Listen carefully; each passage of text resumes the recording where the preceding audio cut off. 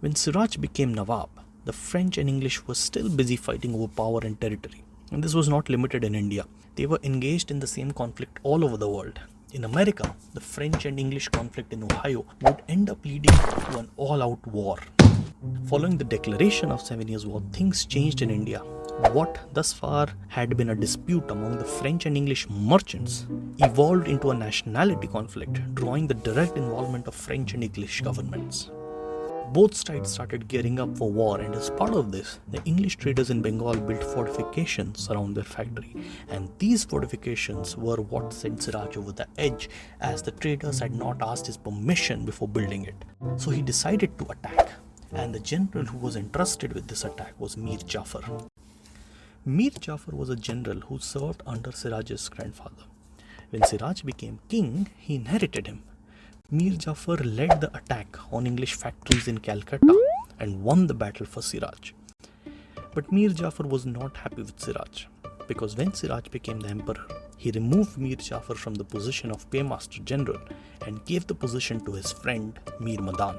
And Mir Jafar was really pissed off. He wanted to bring down Siraj and was waiting for an opportunity. Now the English in Madras were not happy with losing their factory in Bengal. Their stock prices were plummeting, so they had to take some action. Blast it to hell, that Siraj will pay. He will taste the wrath of English fury.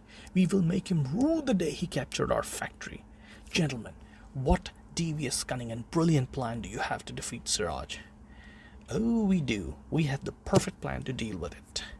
Oh, are we sending our infantry to crush him? Whoa, wait. Are we sending out our cannons too? Better than that. We are sending a delegation to negotiate. You're kidding, right? Okay, anyone has any other ideas? How about we take infantry and the guns and attack Siraj? Now that sounds like a plan. Hey, Robert, when did you get back? Robert had left India after the successful siege of Arcot. He arrived in England a rich man and immediately plunged into politics. But he was more of a soldier than a politician. So instead of contesting, he tried to buy a seat in the British Parliament. And he was able to do it after spending a lot of money. But after getting elected, he was promptly kicked out of the Parliament. So now he was without any power or money, and he decided to get back to India to build his fortunes again. At this point in time, the 7-year war broke out between France and England. Clive decided to become a patriot, so that he would be sent to India to fight the French. But when he landed in India and saw that Siraj had conquered Kolkata factory, he was shocked, because all his remaining money was invested in Bengal, and with the factory seized, his wealth was in danger of disappearing. So he decided it was his patriotic duty to go and attack the French in Bengal in order to save his money. So Robert wanted to go in all guns blazing into Bengal, and the English backed his plan. Robert's aim was to reclaim the factory of Kolkata. He started by capturing the nearby fort of Bhuj. Seeing this, Siraj came down from Muzaffarabad to prevent Robert from advancing. During this journey, Siraj camped overnight at Umachand Garden, where Robert decided to give him a surprise. Peekaboo! Ah!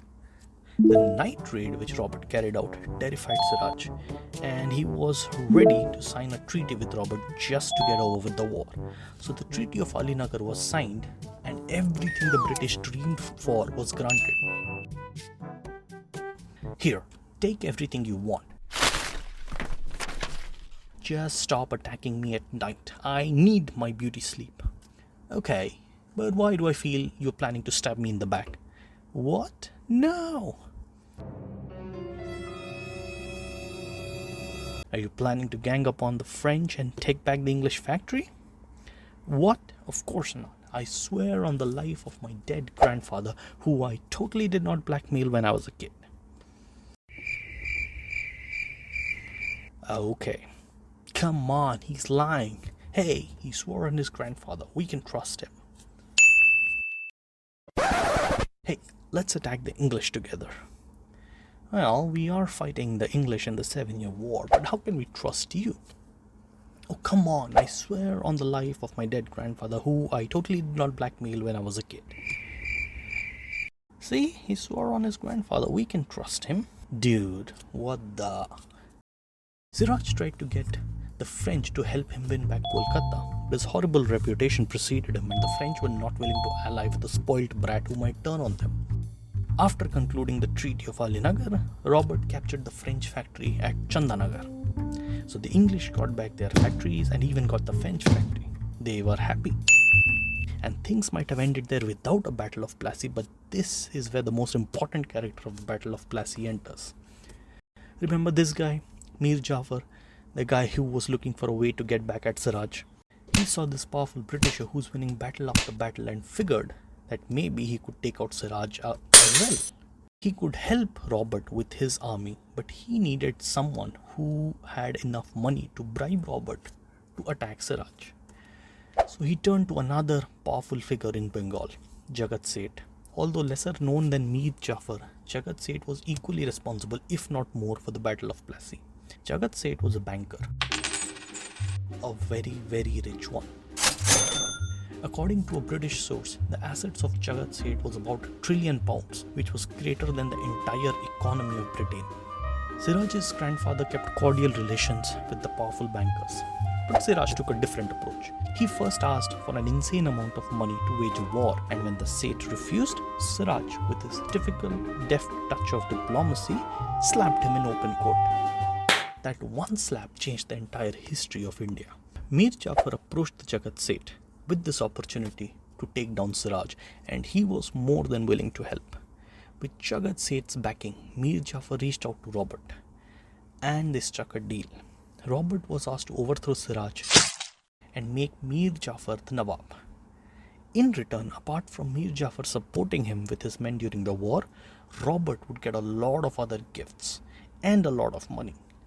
This was like a lottery for Robert.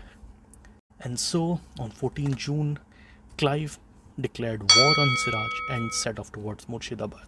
Siraj in turn moved down towards Chandapur, and they met in the middle at Plassey. They clashed on 23rd June. On one side was Clive, with about 3,000 men and 8 cannons, versus 50,000 of Siraj's men, who were supported by French gunners with about 50 cannons. Now the French were pissed off at English for their own reasons, so they started firing at the English. Clive's men returned fire, but it was fairly apparent early that Siraj had the upper hand.